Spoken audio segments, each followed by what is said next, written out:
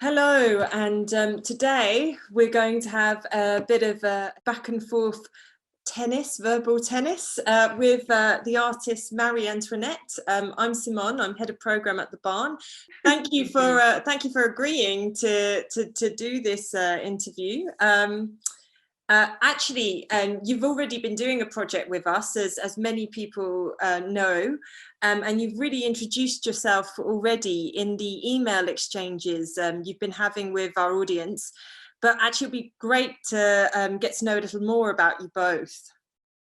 Yeah, so we are Portuguese artists, me and Antonio, and we are now kind of a distance also between us. We work as a duo, but I'm based in the south of Portugal, in Alentejo, Yeah. in a rural area. And I'm based in Lisbon. So to tell you a little bit about us, we met in 2016 in an art school in Lisbon.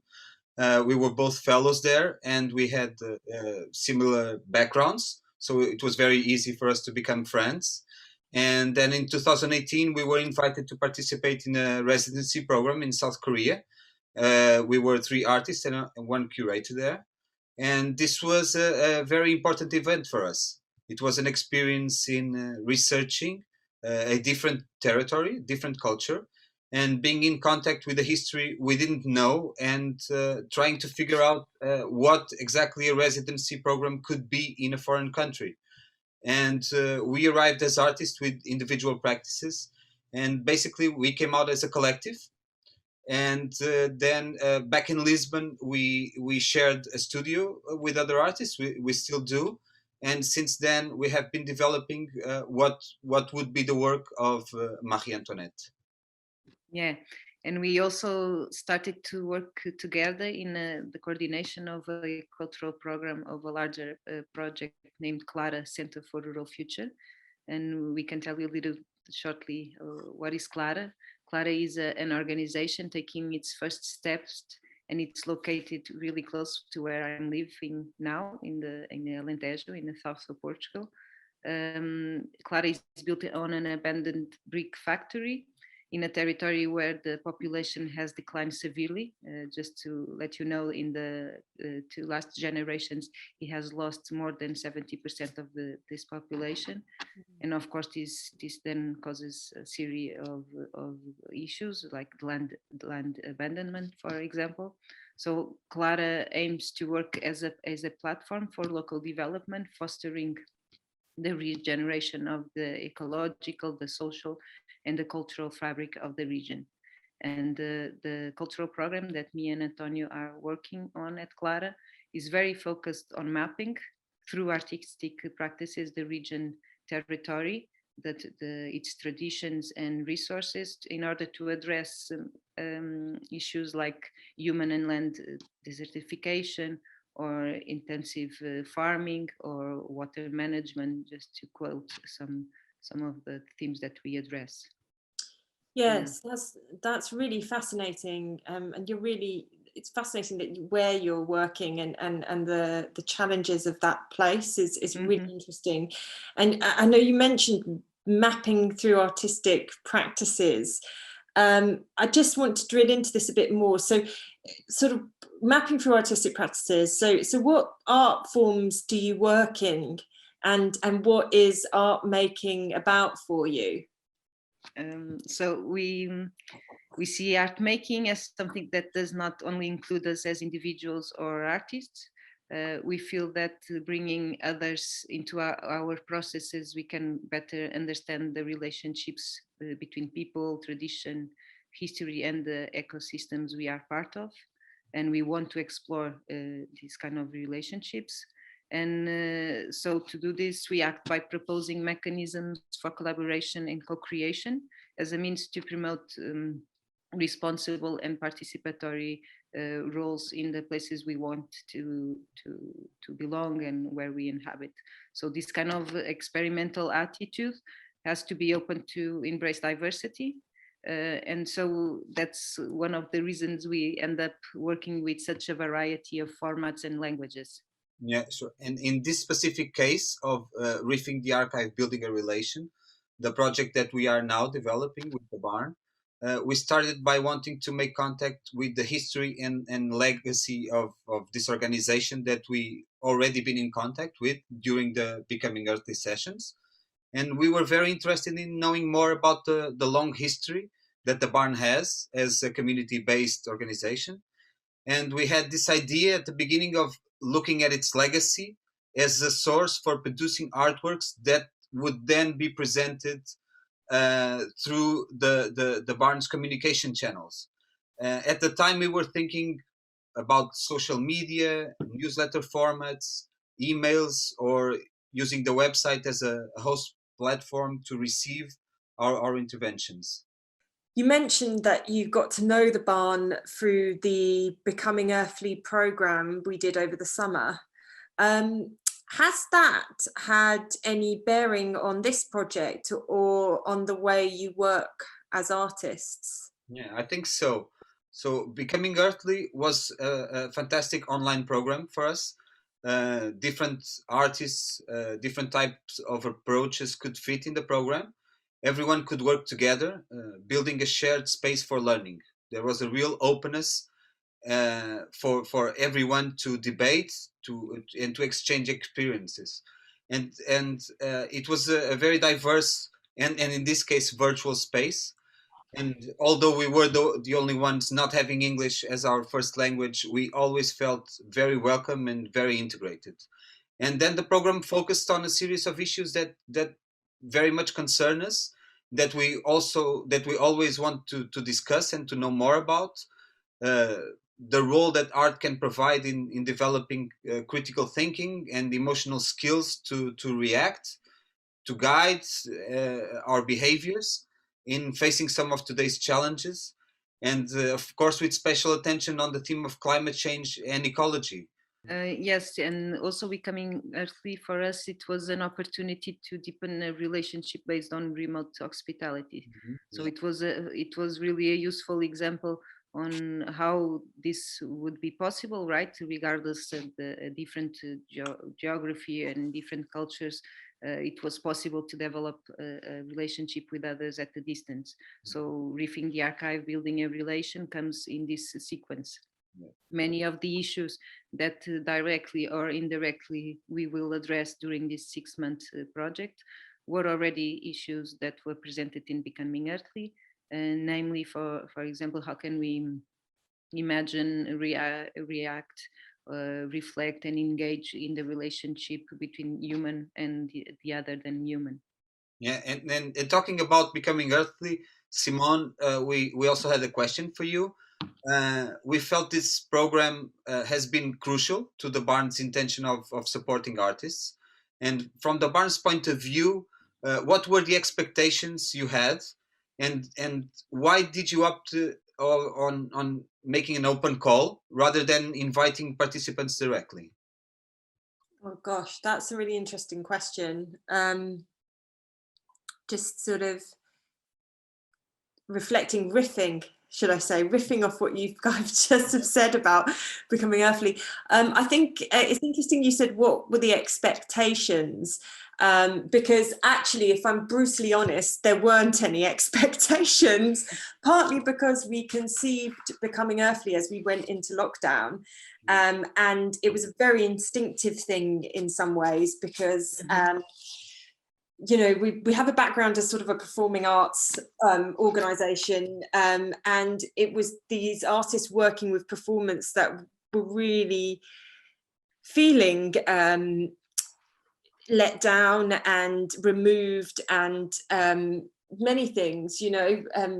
Some of them would even describe that they were made to feel very expendable during the first lockdown and still, I'm afraid, and still now. And that relationship between the artist and an audience, you know, it's a co-relationship. The two sort of feed off one another, the energy of the audience and the artist, and that feeds into the creative process and a practice. And we just thought, gosh, to not physically have the audience there is going to be very difficult. So we needed to create a space where the artist could listen, reflect, and connect with one another, a space where they could recover. But also we didn't want it to just be something that was sort of group therapy for the sake of it. We also recognized that COVID presented us with a huge opportunity to really think about how we live differently, how we live day to day, and how we can move towards making work that not just benefits our own personal well-being as humans, but the well-being of the life web as well. And we just thought Becoming Earthly could be a space where artists could begin to explore and experiment with those issues and transform how they work. So that was the idea. But we didn't know where it would go or what would happen, if I'm honest, because we'd never done anything like that before over Zoom with artists. But we did opt to do an open call, partly because we wanted to kind of get a sense of the landscape of who was sort of working in this area. And we wanted a particular type of diversity. So obviously diversity of protected characteristics, such as, you know, race, orientation, all of those kind of things, but a diversity of art forms, a diversity of ages and approaches and perspectives. And also we wanted an international perspective, which was partly why you got onto the onto this the Becoming Earthly learning space. But it was we just thought an open call, apart from being best practice, it would be a really good way for us to learn from artists. I mean, we didn't want to connect with artists in a way that we just like read their CVs and saw where they'd shown before. We asked all the artists to submit a question. We said, what question would you bring to Becoming Earthly? So we really got a bit of insight into the way they were thinking about landing on Earth, living differently, ecology, environment, well-being, you know, all those things. Talking of Becoming Earthly, are there any elements of your work that is directly inspired by nature? Or does Becoming Earthly, what does Becoming Earthly mean in your day-to-day life?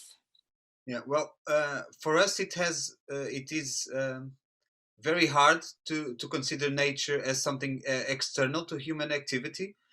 We humans are a part of nature all the times. In this sense, nature or our relationship towards nature is always present. We would say is always part of the equation. So that being said, of course, we are very aware and worried with the systemic use of beings other than human solely as commodities, or used for our comfort and consumption, especially looking at the consequences we are facing and will face in the near future. The current pandemic situation, for example, is a clear consequence of our misuse or regardlessness towards what surrounds us. Yes, and answering also your question, how can this manifest in our work? I think we can maybe it's even better if you use as an example the next week releases. So for those who don't know, we call releases to the weekly communications that we send via email to the Barnes audience every Sunday. So next Sunday you will get on your email release number 5 with the title Landscapes of Care, and it's a collaboration with Simone. So when we ask you to send us images or footage of the places around the barn that were meaningful to you, you supplied a route to be traveled by a colleague of yours. So in this case, what we did, we took those very beautiful words of yours, Simone, and made a short video exploring a kind of map for sensitivities based on your directions for observing the territory. And for us, what it seemed important in this exercise was the relationship between the human narrative and the surrounding nature, and the ways that the way that the concept you introduce of echo and reflection can help us to better understand ourselves and the relationship we establish with the places that we want to belong. Yeah, that's right, man. Questions like, what part of us can echo in others? Others here not only referring, of course, to humans. In what measures are we a reflection of these kinds of relationships? How do we relate with our environment in general? So we believe that these are important questions for everyone to ask in a day-to-day basis, and this piece wants to foster this kind of reflection. It's interesting. Do you know what this has made me think of? It's made me think about, like, before I did that piece, how many conversations we've had, and how just generally this project has begun with lots of conversations, and then sort of the project outcomes. I don't even like to use the word outcomes, the artworks that have sort of developed from these conversations. The thing is that, going back to how you described the project at the beginning, in a way, I really want to get to the heart of why you decided to build a relationship with our audience through emails, and what you think the turning point was for this. Because, you know, we've just been talking about conversations, and surely emails are the space where people share news and book tickets, particularly when they in relation to the organization. So why did you want to use this platform for artistic practice? Yeah, well, from the beginning, the Barn was looking for projects that would expand communication with the audience.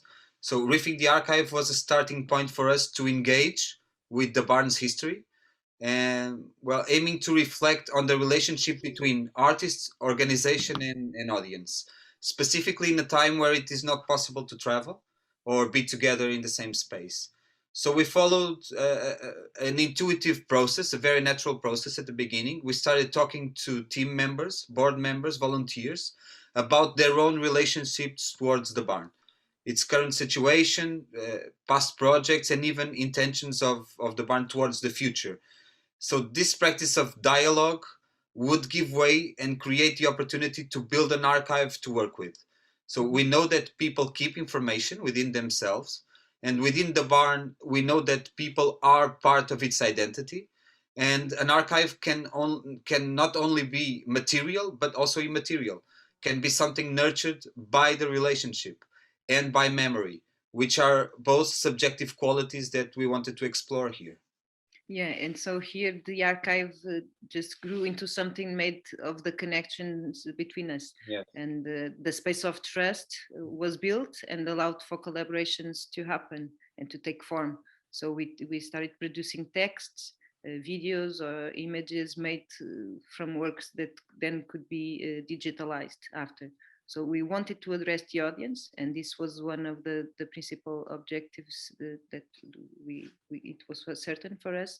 And the email was the best tool to do this and to reach them if we wanted to privilege a one-to-one personal relationship. We are looking to foster a possibility for sharing and expand the space of trust that we managed to create also within the Barn structure.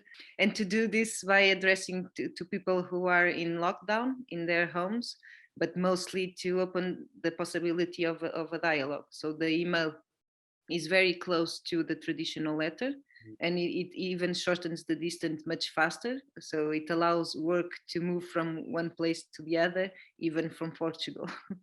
So yes, we are very glad, and we were very lucky in finding with the Barn such a good partner that believed in the project. And this leads me to ask you something, Simon, also. And it is from the beginning you knew that Riffing the Archive, building a relation, would take a lot of time and resources from the Barn. So why did you think that a project like ours would be so important for you as an organization? That is interesting. I think, well, I'm going to be honest. I knew it would take resource, but I imagined that resource very much in terms of the outcomes. I'd be like, right, we'll do some conversations, we'll put some things together, we'll make some artwork. And actually, that is probably the worst way to go about a project like this, in a way, because really it's much more iterative and much more organic in its development. So the resources I thought would go into it were very much nuts and bolts, and I was thinking of outcomes and impacts, and that was a really dangerous thing to do in a time of COVID, where you don't know where the outcome's going to go or what the impact's going to be. So I did that kind of at the beginning of the process, because I think I've just been a bit sort of kind of conditioned is probably the polite word, brainwashed is probably the honest answer, into thinking that way for projects and funders. But what's been a revelation in this project has been the playful, organic nature of it, and the way we can work together and transform it as it goes along, to work with restrictions, to work with different, everyone's in a completely different headspace and thinks about the world very differently to a year ago. So I think that the flexibility of the project has been really interesting, because the resourcing of it has reflected that in a way. And at the time, I didn't actually think the project would be important for us as an organization, and I say that as a compliment in a really fond way. I don't want to kind of laden this project with the baggage of important, like, I really felt this project was an interesting project for our organization. I thought, we can't do things in the time-honored way. They're thinking of using communication channels in new and interesting ways to build a genuine connection with people, which is hard work, and it's high risk as well. But it's, you two as artists had already proven and shown how rigorous you were in your approach and your thought to things. So I just felt that in your hands, the quality of the work would be really good. And so that the quality of the work was important, and that was the sort of why it was important for us to work with you as an organization. You've been getting our staff to do things, lots of stuff. I'd really want you to share with everyone what you've been getting our staff to do. What material in relation to the barn have you been using? So far, I've seen statements on fictional billboards in Google Maps, as well as many other things. I'd really love it if you would share with us what you've been up to in terms of the making. And with the staff, right? So we've been having conversations with the 10 of the Barn's members. This includes team, management, board members, volunteers, and other collaborators. And these conversations that maybe seemed somehow technical, but they quickly developed into a simple relationship between people talking about something they care about. So on our part, it was very extremely gratifying to have received such open reactions and useful feedback. And we have been calling since then this as a remote hospitality. And this brings us also to the fact that we were unable to travel and to get to know the Barnes territory in person. So what we have been doing is asking the staff to do stuff for us. And one of the things was if they could capture and send us their views on their own territory using the devices they had on their disposals, for example, the mobile phones. Yeah. So we were, as we said, collecting different elements and building our own archive. So every archive is a result of a selection. There is always a mediation involved in this process, and we chose to follow subjective criteria based on these relationships that we are creating and that we are nurturing. So also, I think this manages to place each member of staff in the position to look at themselves, their organization, their territory. So I guess trying to answer your question, So the first part of the project, the first 5 releases, focuses on presenting who we are and what the project is about. It is that cartography of sensitivities we have been talking about. Regarding the fictional billboards, which is release number 2, we took some quotations from a 1992 interview on a local newspaper called The Piper at the time. And this was an interview following the presentation of Tensions and Trust, the theater play that was the first activity of what later became known as the Barn.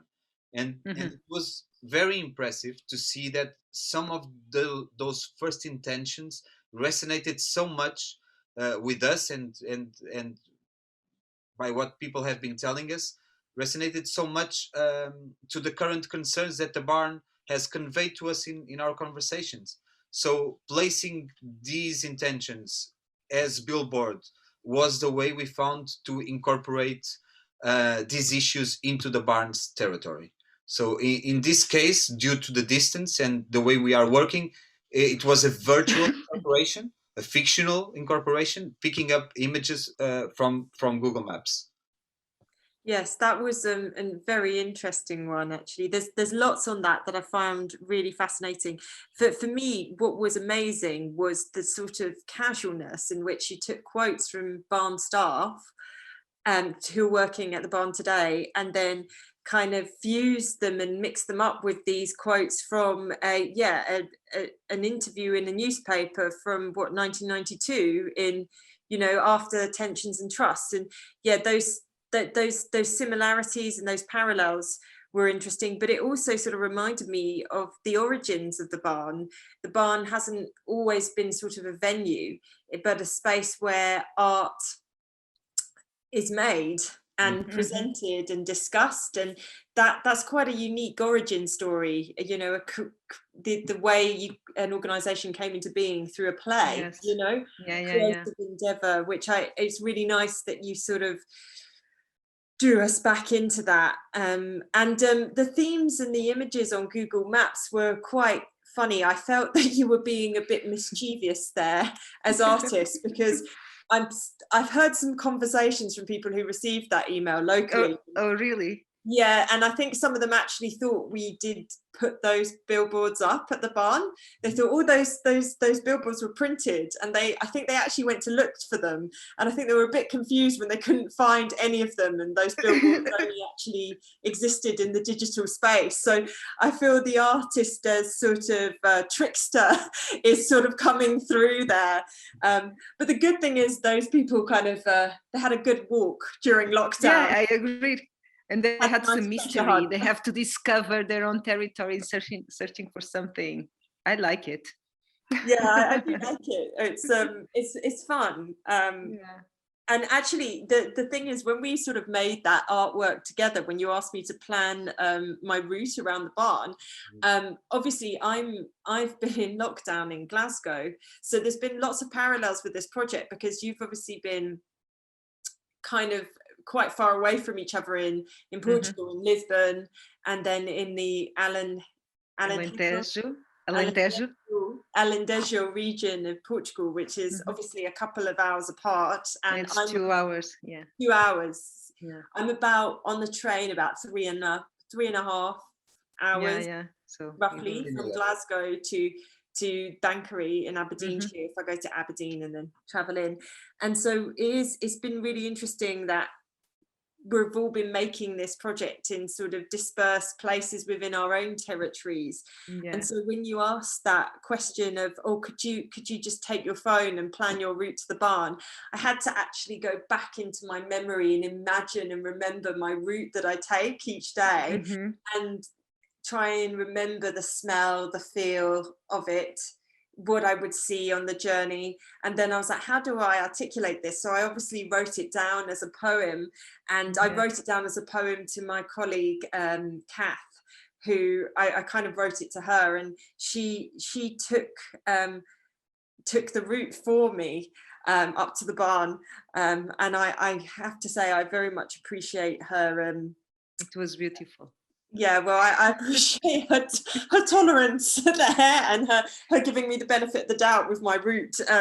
But I did end up writing a poem, and yeah, she came back and she wrote me a response back, and that's been just amazing. That back and forth between us creatively that I didn't even know could exist between us as Yeah. colleagues. But actually it brings me to a question I've been wanting to ask you for ages, which is, have you been really surprised by the way staff have interpreted your tasks? Yes, I could say that everybody has been very willing to participate in any proposal that we have made. And this was a surprise. And we always feel so very honored by their work and commitment to the way they deliver themselves to the propositions. Yeah, and this just proves us that there's so many ways of being creative, so many different ways, and we can stimulate creativity in others, right? So this case, so this example that you just gave us between you and Kath is surely something that proves this. And I don't want to announce very or to highlight too many stuff and spoil the surprises, but we'll have another release that will reflect on Kath's reactions to your poem.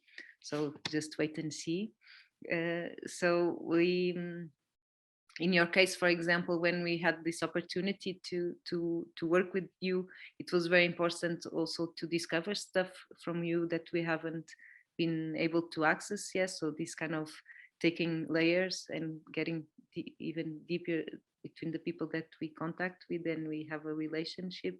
So it's very important. We get to know you, your beautiful poetry and the way your voice wonderfully inflects. So this was really nice. And this generosity that we are been receiving from everyone has just proves us that the project has meaning and an impact. Yeah, And sure. we can start seeing some of the results. Yeah. Yeah, I totally agree. So the barn has really supported our project from day one. I think you've made all the needed efforts to accommodate us within its structure, not with some effort, as you highlighted before. And so, in your view, what challenges would you point out as more relevant during this process from the barn's perspective? I think some of it is the project. I think some of it is the context and the period we're all living through at the moment. But what's been really interesting with the challenges is I've had to really let go of control, actually, which has been a personal challenge. Because a lot of arts organisations talk about supporting artists, talk about being porous and giving artists a voice, but it's only when you really sit down and actually collaborate with them in a project, a bit like this one where the subject matter is the organisation, you realise that kind of partnership working means something completely different to say just commissioning an artist to do something and they just kind of deliver a fait accompli at the end, or even if you control the process of how you commission an artist in the context. Like, I've been way more fluid with these projects. I haven't really sort of curated them or set the tone in the way I would usually. Like, an artist would make the work and we would sort of translate or mediate that work to the audience ourselves, because we know our audience really well. And we do some back and forth with the artist on that, but that's usually traditionally how I've been used to working a lot. And this project, it's been completely different. It's been really much more about the artists speaking on their own terms. I mean, we don't have the barn logo on top of your emails.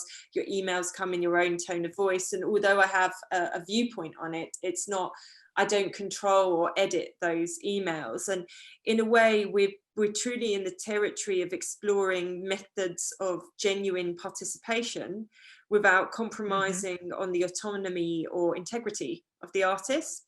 So that there has to be a lot of closeness and a lot of trust, because, you know, you don't want to do a project as an organization where you feel, you know, you end up the worse for it after you've collaborated with those artists and you need to work with other artists and stuff. It's a place where both the artist and the organization has to become quite vulnerable and trust one another really, really deeply. And that's an easy thing to say. You hear it in lots of industry conversations, but actually the doing of it is a very different thing, and you have to be very present. I was thinking of a quote from a Stephen Sondheim song that is sung by Barbara Streisand, where she says, art isn't easy.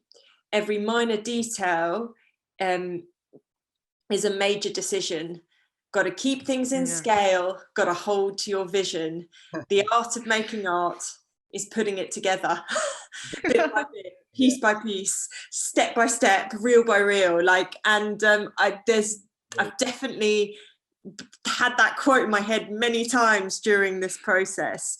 So yeah, and just holding your nerve, like, kind of, and getting your staff to come on board with you to say, we don't know where this is going, but let's just hold our nerve and see what happens. But yeah, I don't know if that's the answer you're looking for, but that's how I feel at the moment. Thank you. Very open answer, Simone. Yes, thank you. Oh, well, that answer actually pertains to the generosity of you as artists and the trust that we built together, you know? Yes, yes, of course. That's why we say it's a collective process. No, and why we say it's a collective project. So in collaboration with, right? And we mentioned that this is a project by Marie Antoinette with the Barn, because it is actually built together. There is no other way this project would be possible if there was total commitment by both parts. And this has been a route together that we are very, very fortunate and happy to be traveling with you. Oh, thank you. Do you mind if I move on to what often does become the phantom limb in some artists' ways of thinking when it comes to putting exhibitions together and things like that? And you did touch on this earlier, but the project's called Riffing the Archive, Building a Relation. And I just really want to get to the heart of why you're interested in building a relation or relationship with our audience. What is it about that relationship that is interesting to you as artists? Yeah, so I guess since the very beginning, it has been about reaching the audience, especially in a critical time of great isolation. So this project really seeks to narrow distances, geographical distances, material, emotional distances. It is a relational work that also regards ways of accessing contemporary art. So in this case, the audience, if they have subscribed to the Barnes communication, they will receive on their email our artworks on a weekly basis. And these artworks are triggers to open up channels for communication. So sometimes this is vague, sometimes specific, but in all of them there is a convocation. So we are in fact stimulating possibilities of exchange, and we do wish for reciprocity, for dialogue, for conversation, for responses from the audience. Yes, and the audience can also stimulate us. Yes, she can also provoke or even influence us, right? So, and she can, by doing this, lead us to into directions that we were not considering. So that's why we are also also speaking about common practices, and we like to encourage conversation. And our releases, we think they operate as platforms or vehicles for this deepening of engagement. Yeah. I want to ask a question, because this is a very good intention, but I just, have people actually emailed you back? That's just I mean, have they, you said that they could kind of change, but like, have they given you the responses that you've expected so far, or has it been a very different experience? Yes, people have response, but talking about expectations, the only expectation that we have is to whomever wants to respond to us wants an honest and productive dialogue, and it's interested in discussing some of the topics we cover. So of course we know, and we are not expecting this process to be appealing to everyone, but we are now at release number 5, and already several people have engaged in this process. All the answers are different, and we are very happy with the way the process is developing, not only with the audience but also the whole 6 months experience with the collaboration with you. Yeah. Actually, to try and make things light and to be quite joyful, I want to ask you a kind of fluffy question, which is there a work of art, a film, a dance soundtrack, or a piece of writing that you wished you'd created as artists? One. I think I cannot select only one. There's so many, right? So many artworks that have influenced me and have affected me so deeply over time. So, and I think we artists, we have this difficulty in isolating these events from our practices. I think we cannot do this at all. I think we carry them with us, because they motivate us and they compel us to react and to operate.